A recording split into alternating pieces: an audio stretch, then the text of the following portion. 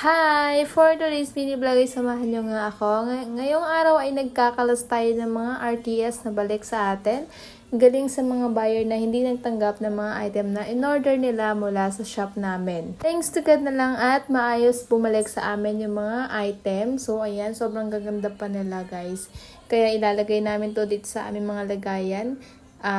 Wala naman siyang damage kaya okay siya. Kaya ilalagay namin sa restakan namin. So sobrang dami niyan guys. Naipon na lang yan kasi ngayon lang ako nagkalas ng mga RTS.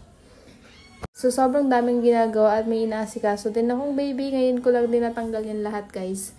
Sobrang nakakalungkot nga sa mga buyer natin na hindi tumanggap na mga item. Pero okay lang po at thank you na lang din at bumalik sa amin yung mga item na goods at walang damage.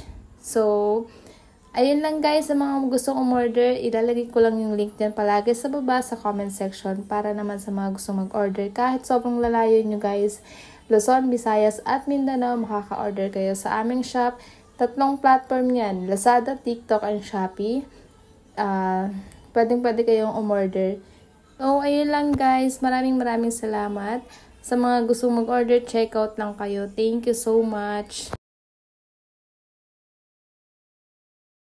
Hi guys! Available ngayon ang ating alkansya dito sa ating TikTok shop. Sa mga gusto mag-check out, click nyo lang po yung bag dyan sa baba. Salamat!